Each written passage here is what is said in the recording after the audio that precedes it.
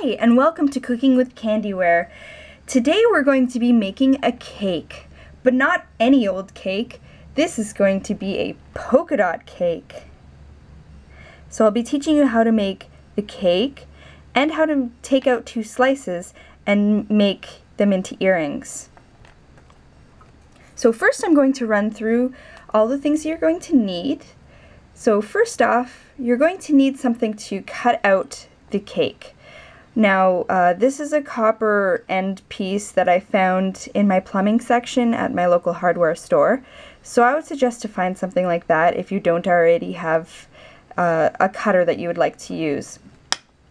And I also have this really small little cutter that I ended up getting online, and I'll post a link in the description below as to where to find something like this.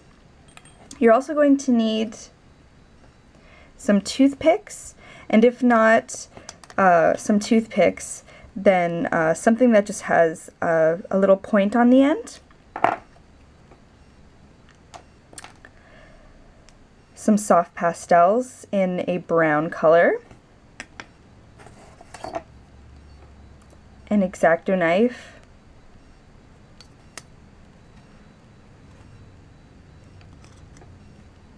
Some head pins if you're going to make this into jewelry.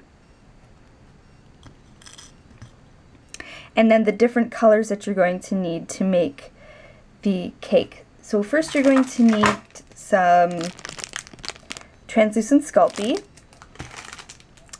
white, and then a cream color.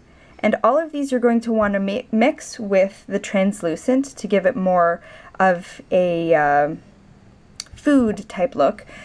Also, whatever colors you want to use for the polka dots is fine. What I ended up using for the inside polka dots is these are all going to be pastel colors that I decided to pick.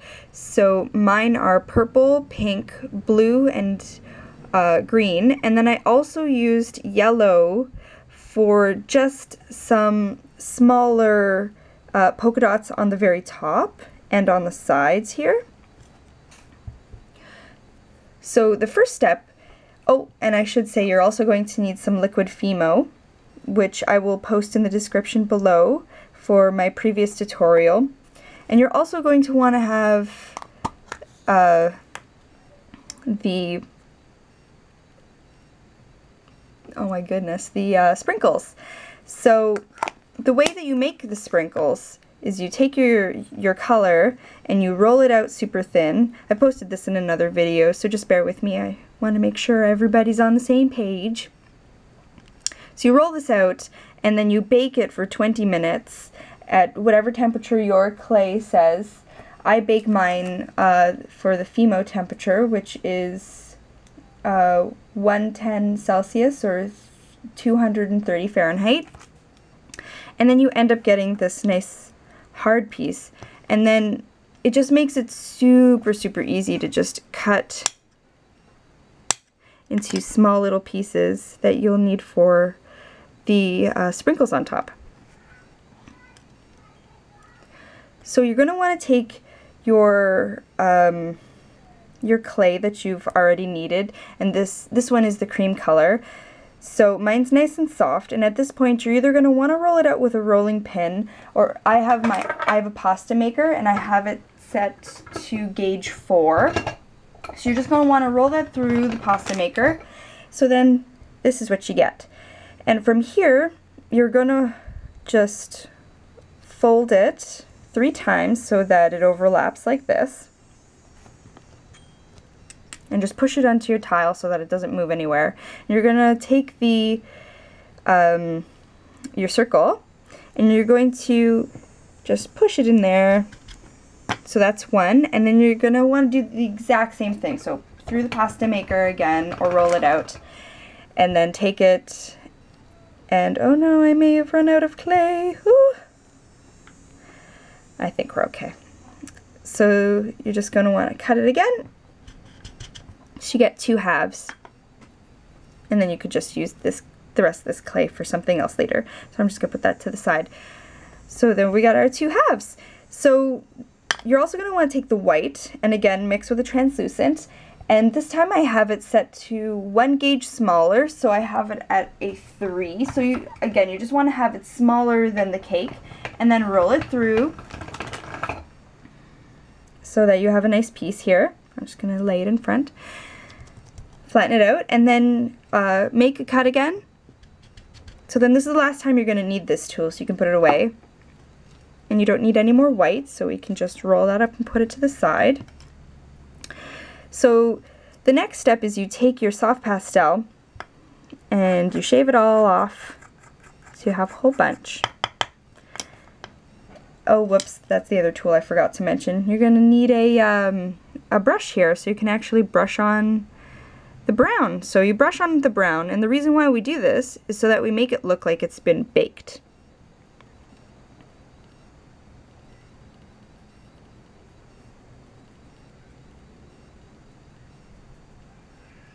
So once you've done that with the one, you can take up the white that you have and then just put that on top. Now remember, it doesn't need to be perfect because all of this is going to be covered with icing. So then you want to take more of the soft pastel and then cover up the next cake piece, because we're making a layered cake here. So again, just make sure it's covered. Doesn't have to be perfect, just needs to look baked. So then once you're done with that, you're gonna lift up the cake and place it on top. Now you want to lift up the whole piece and try and smooth it out a little bit so it's nice and round.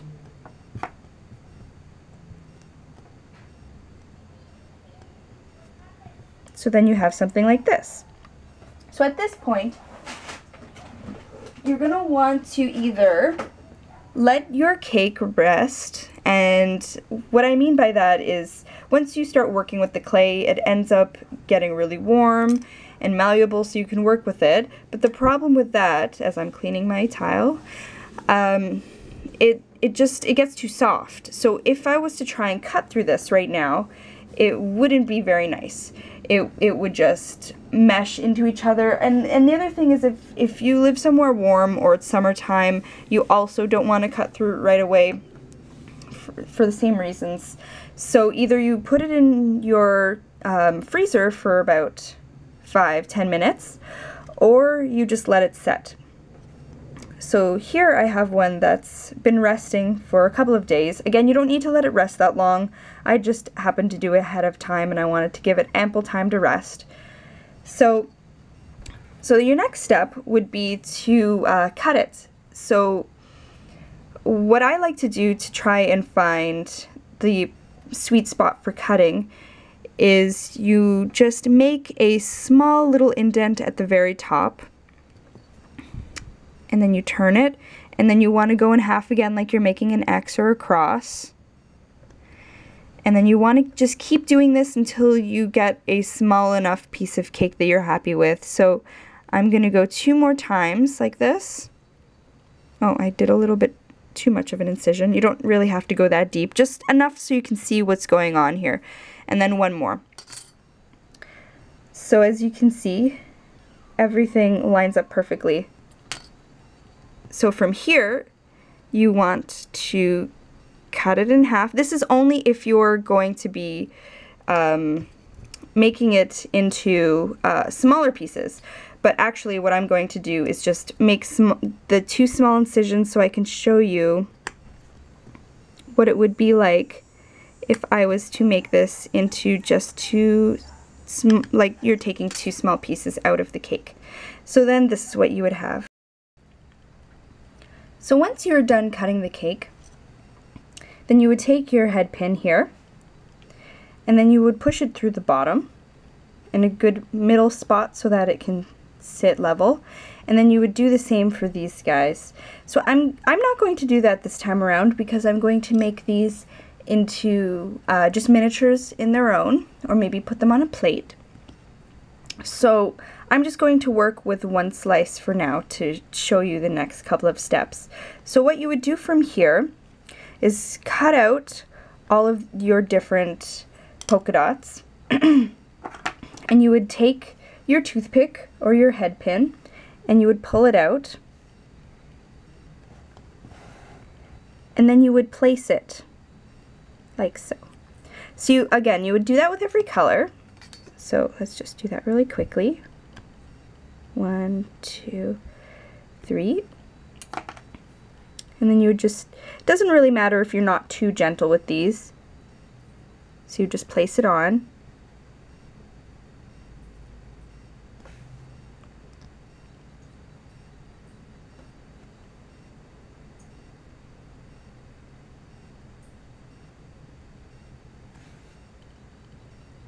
So once you've placed it, now is the time to start texturing your cake. So all you would do is just go in little circular motions like this.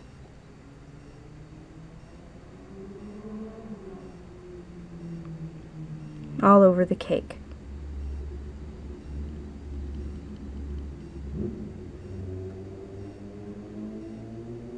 And then also in between. Like that.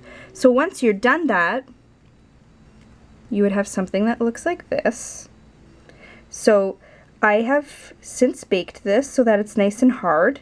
And the reason why you want to do that is between each step you want to make sure that you don't affect the clay in any way, shape, or form. So it would just become soft in your hands, and then I would just be worried about something happening to it, so I find this to be the best way. So of course you don't need to match the same colors on either side. You can do whatever you'd like.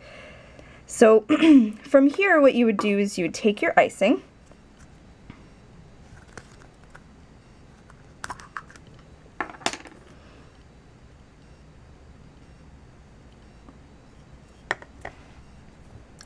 and I personally like to work with the back first. I guess it doesn't really matter if you work with the top or the back. So what you would do is you just place the icing all over the back.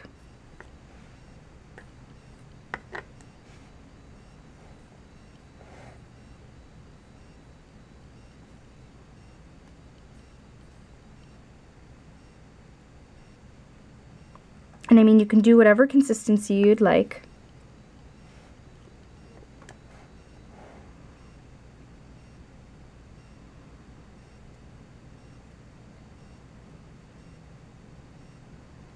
And then from here you'd want to wipe off your tool so that you can use it again. And you would take the sprinkles this time. And you'd just pick up the sprinkles. I'm going to use a toothpick for this.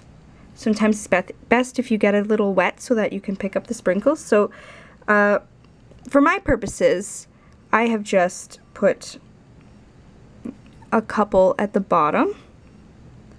You can fill up the whole back if you'd like, whatever you feel like doing.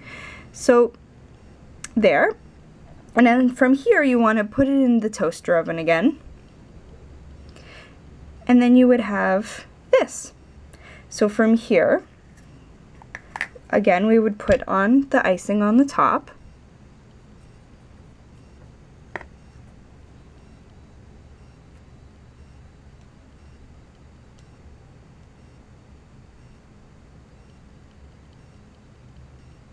I put a little too much. Like that.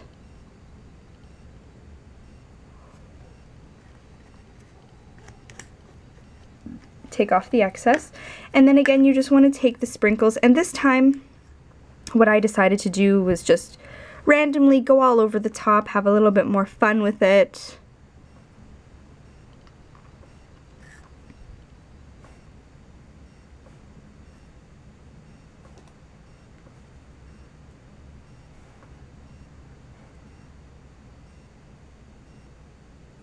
Like that.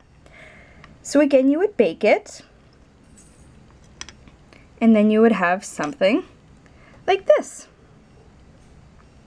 So how I ended up getting inspired to make this was thanks to wonderful YouTuber that commented on one of my other tutorials that she really enjoyed and said she wanted a polka dot cake tutorial. So thank you so much for that. And the biggest thing that I find to be really helpful is just things to inspire me. So I ended up finding some pictures, which I will post over here, of different things that ended up making me really inspired about how to make this type of cake.